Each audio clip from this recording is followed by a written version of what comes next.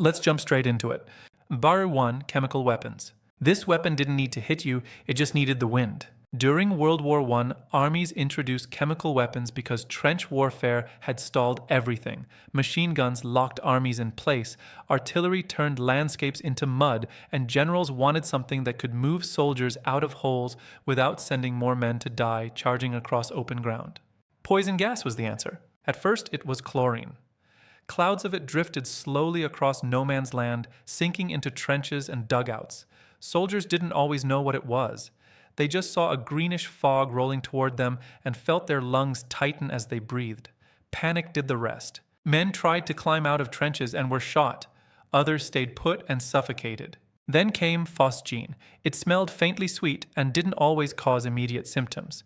Soldiers would breathe it in, feel mostly fine, and then collapse hours later as their lungs filled with fluid. Gas masks improved, so the gas got worse. Mustard gas followed. It clung to clothes, skin, and soil. It burned eyes shut, blistered skin, and stayed active long after shells stopped falling. Entire areas became unusable. Soldiers learned not to touch the ground, not to lean on walls, not to remove masks even when it felt safe. Gas didn't care who you were. It drifted back onto friendly lines. It settled into villages. Civilians suffered alongside soldiers. By the end of the war, chemical weapons were widely hated. They didn't just kill, they lingered. They injured in ways that overwhelmed hospitals and followed people home. After the war, countries agreed this was a line that shouldn't be crossed again. They banned chemical weapons not because they were ineffective, but because they worked too well in all the wrong ways. There were 2 expanding bullets. This ammunition was designed to make sure you didn't walk away. In the late 19th century, British forces began using expanding bullets, often called dum-dum bullets, after an arsenal in India. Unlike standard rounds, these bullets were designed to flatten or mushroom on impact. They didn't pass through cleanly. Instead, they expanded inside the body, causing massive internal damage. Wounds were harder to treat. Infection rates skyrocketed. Soldiers hit by them were far more likely to be permanently disabled or die later from complications. From a military perspective, they were effective. A wounded soldier requires care, transport, and resources. One bullet could remove multiple people from the fight. Other nations noticed, they also objected. International outrage grew as reports spread about the severity of the wounds. Medical personnel described injuries that were far worse than those caused by standard ammunition. The bullets weren't just stopping soldiers, they were destroying them. In 1899, the Hague Convention banned expanding bullets for use in war. The language was polite, the reasoning was not. These weapons caused unnecessary suffering beyond what was required to incapacitate an enemy. The ban didn't mean the bullets disappeared entirely. They continued to be used in hunting and law enforcement. But on the battlefield, the world agreed there should be limits, at least in theory.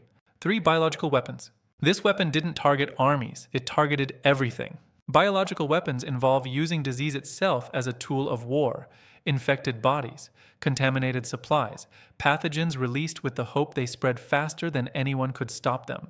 The idea is ancient. Armies threw plague-infected bodies over city walls centuries ago, but modern biology made it far more dangerous. By the 20th century, scientists could isolate, weaponize, and potentially mass-produce diseases. Anthrax, smallpox, cholera. The problem wasn't just killing people, it was losing control. Once released, disease doesn't follow orders. It spreads across borders, it mutates, it hits civilians first, it overwhelms hospitals, it creates panic that outlasts any battle. Several nations experimented quietly. Some tested on animals, others tested on people. The results were terrifying enough that even military planners grew uneasy. Biological weapons promised victory without destruction.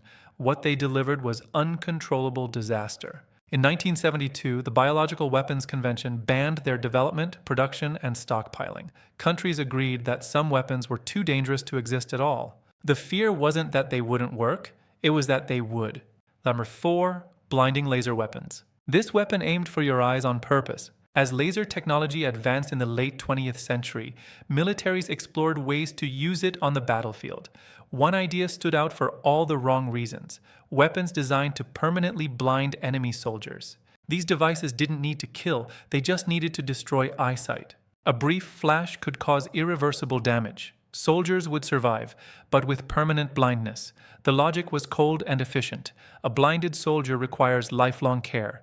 That burden follows them home. The international reaction was immediate and unusually fast. Blinding was seen as especially cruel.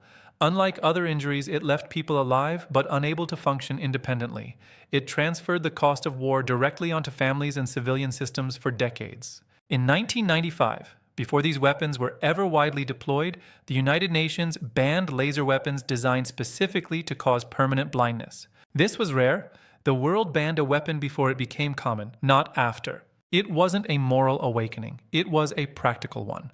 No one wanted to live in a world where blindness was a standard battlefield outcome. Number 5. Anti-personnel landmines. This weapon kept fighting long after the war ended. Landmines were cheap, easy to deploy, and devastatingly effective. They didn't need soldiers. They just waited. After wars ended, mines stayed buried. Roads, fields, villages, and footpaths became lethal long after peace treaties were signed. Farmers lost limbs. Children stepped on them by accident. Refugees returning home triggered explosions years later. Mines didn't distinguish between enemy soldiers and civilians. They didn't know the war was over.